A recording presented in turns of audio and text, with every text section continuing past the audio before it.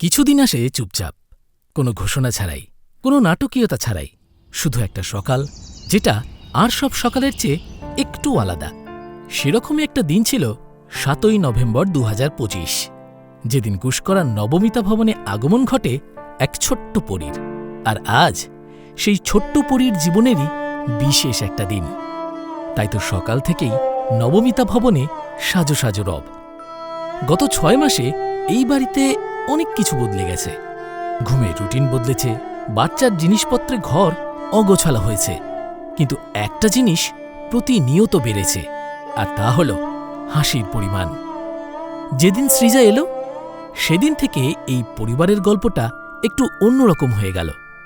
মা সংযুক্তা যেমন হাসপাতালে রোগীদের সামলেও সৃজাকে নিয়ে ব্যস্ত হয়ে উঠেছে, ঠিক সেরকমই বাবা শুভজিৎ কলেজে কাজে গেলেও ছোট্ট সৃজাকে চোখে হারায়।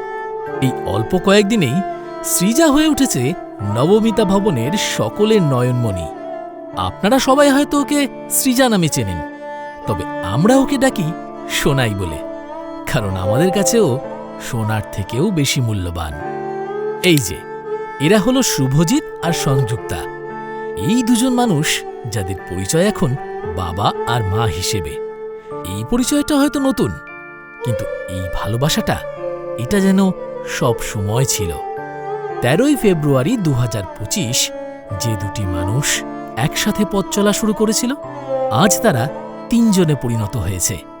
ওদের ৩ জনের নতুন একটা জগৎ তৈরি হয়েছে, যেখানে শুধুমাত্র দায়িত্ব নেই, আছে পুরনো একটা স্বপ্নের নতুন নাম পাওয়া।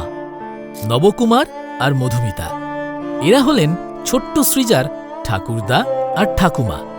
এরা একদিন ঠিক এভাবেই শুভজিৎকে কোলে তুলে নিয়েছিলেন, আর আজ তারা দেখছেন সেই গল্পেরই পরের অধ্যায়। নাতনির হাতের মুঠোয় বড়দের চোখে জল আসে কেন, এটা হয়তো ব্যাখ্যা করা যায় না, শুধু অনুভব করা যায়। অন্নপ্রাশন বাংলার এই পুরনো রীতিটা আসলে খুব সহজ কথা বলে, বলে তুমি এখন এই পৃথিবীর আরও একটু কাছে এলে। আজ ১৯শে এপ্রিল ২০২৬, সোনাইয়ের প্রথম অন্নগ্রহণ। ছোট্ট একটা মুহূর্ত, কিন্তু মনে থাকবে সারা জীবন। ওর না হলেও আমাদের তো থাকবেই, আর আমরা যাতে ভুলে না যাই তার জন্যেই তো এত আয়োজন।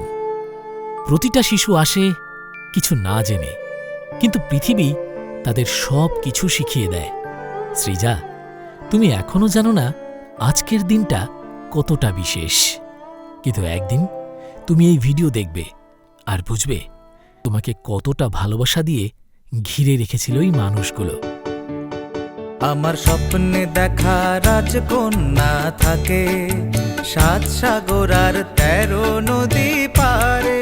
আমার স্বপ্নে দেখা রাজকন্যা থাকে ৭ সাগর আর ১৩ নদী পারে। ময়ূর পঙ্খী ভিড়িয়ে দিয়ে সেথা দেখে এলেন তারে ৭ সাগরের পারে। আমার স্বপ্নে দেখা ভালো থেকো সোনাই, অনেক বড় হও।